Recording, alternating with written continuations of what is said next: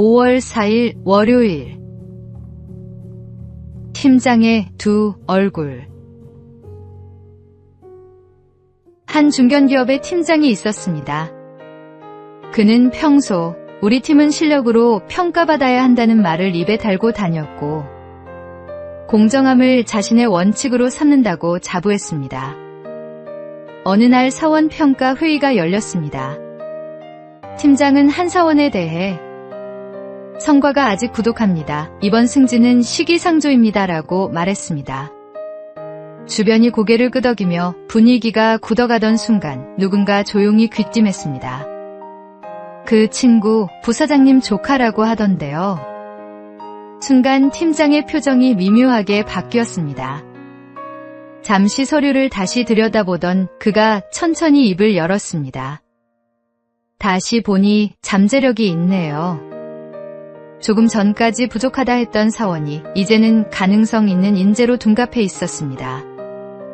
회의가 끝난 뒤 팀장은 후배들에게 말했습니다. 우리 팀은 언제나 원칙대로 가야 해. 그 말을 듣는 사원들의 눈빛은 어딘가 씁쓸했습니다. 그러나 팀장은 끝내 그 이유를 알지 못했습니다. 그는 이미 사람을 보고 판단하고 있었기 때문입니다. 혹시 우리도 상황과 사람에 따라 기준을 바꾸고 있지는 않습니까? 말씀은 우리에게 말합니다. 누구를 보느냐가 아니라 무엇을 기준으로 판단하느냐가 중요하다고. 오늘의 말씀.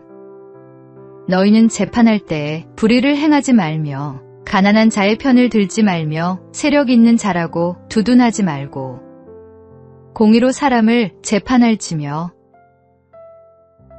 오늘의 만나. 사람이 아니라 하나님의 공의로 판단할 때 우리의 기준은 흔들리지 않습니다. 오늘 내 판단의 기준 앞에 하나님을 먼저 세워 보십시오.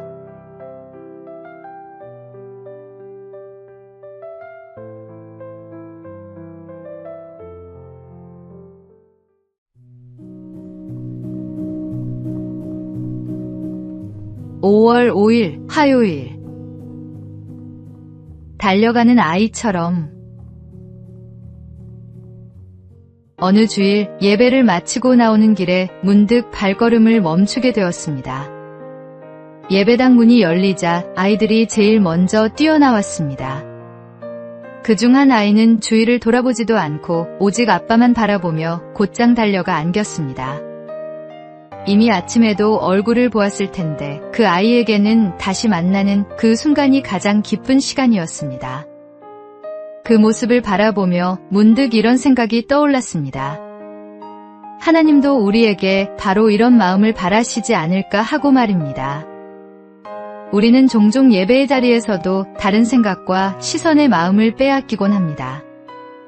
찬송을 부르면서도 머릿속은 이미 점심 메뉴를 고르고 설교를 듣는 동안에도 눈은 어느새 다른 곳을 향합니다.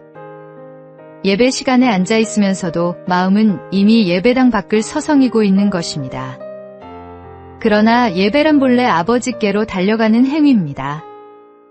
어떤 치장도 어떤 완벽한 준비도 필요 없습니다. 그저 아버지만 바라보며 달려가는 그 아이의 마음. 그것이 바로 예배의 본질입니다. 오늘 하루 어린아이처럼 오직 아버지를 바라보며 그 품으로 달려가는 예배자가 되어 보십시오. 오늘의 말씀. 하나님은 영이시니 예배하는 자가 영과 진리로 예배할지니라. 오늘의 만나. 아이가 아빠에게 달려가듯 아무것도 계산하지 않고 오직 한 분만 향하는 그 마음이 하나님이 기다리시는 예배입니다.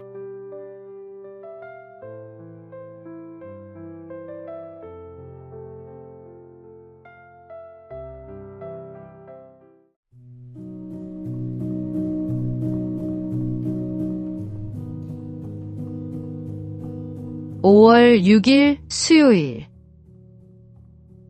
스티커처럼.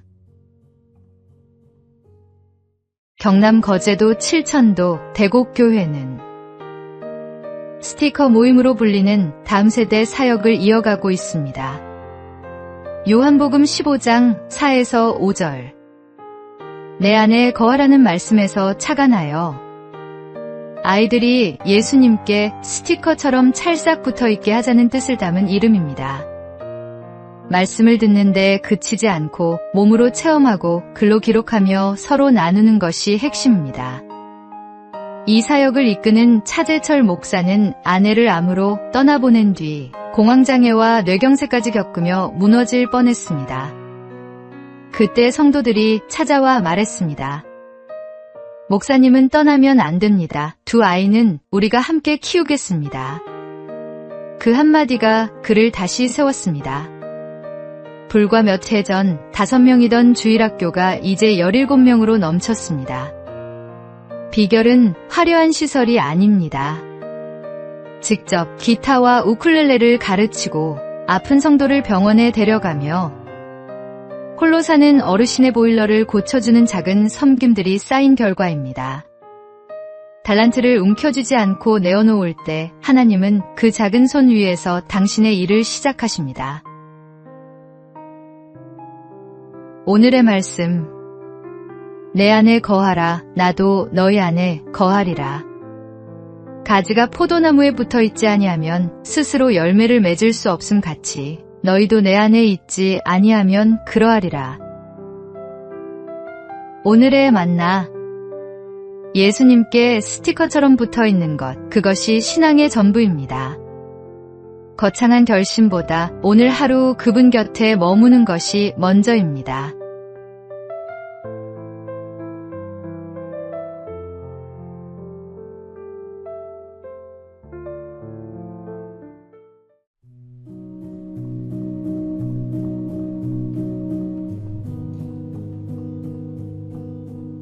(5월 7일) 목요일. 빠움이 얻은 2평. 톨스토이의 단편 소설에 이런 이야기가 나옵니다. 한 사람이 땅을 싸게 판다는 소문을 듣고 촌장을 찾아갔습니다. 촌장은 아침 해가 떠서 질 때까지 걷고 돌아온 만큼의 땅을 모두 주겠다고 약속했습니다. 다음날 아침 일찍 출발한 그는 큰 땅 부자가 될 생각에 점심도 잊고 달렸습니다. 좋은 땅이 나올 때마다 조금만 덜을 되풀이했고 기진맥진해서야 돌아왔습니다. 해가 지기 전에 간신히 출발점에 도착했지만 너무 지쳐 그만 쓰러져 죽고 말았습니다. 그의 이름은 빠움. 톨스토이는 이렇게 끝맺습니다. 빠움은 자기가 누울 땅 2평밖에 갖지 못했다. 조금만 더라는 말이 사람을 무너뜨립니다. 세상에는 채우기만 하는 사람, 주고받는 사람, 기꺼이 내어주는 사람, 이렇게 세 부류가 있습니다. 우리 주님께서 주는 것이 받는 것보다 복이 있다 가르치셨습니다. 탐심은 손에 쥔 것마저 잃게 합니다. 오늘 쥐고 있는 것 하나를 내려놓는 연습이 필요합니다. 오늘의 말씀. 자족하는 마음이 있으면 경건은 큰 이익이 되느니라. 오늘의 만나. 탐심은 언제나 충분함을 모릅니다. 오늘 내 손에 꼭 쥐고 있는 것이 무엇인지 돌아보십시오. 내려놓을 때 비로소 하나님이 채우십니다.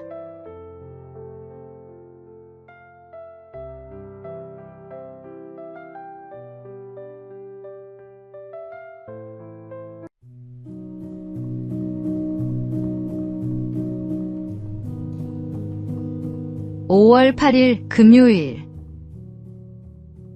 아빠 개구리의 하품.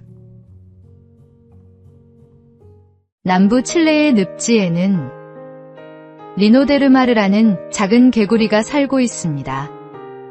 산란기가 되면 암컷이 젤리에 쌓인 알을 낳는 순간 곁에 있던 수컷이 그 알을 모두 삼킵니다.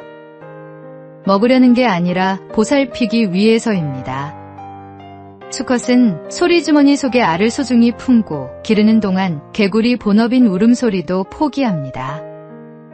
먹는 것도 절제하며 위험에 대비합니다. 그 긴 시간 동안 수컷은 아무것도 자신을 위해 쓰지 않습니다. 오직 품속의 생명을 지키는 일에만 온 존재를 겁니다.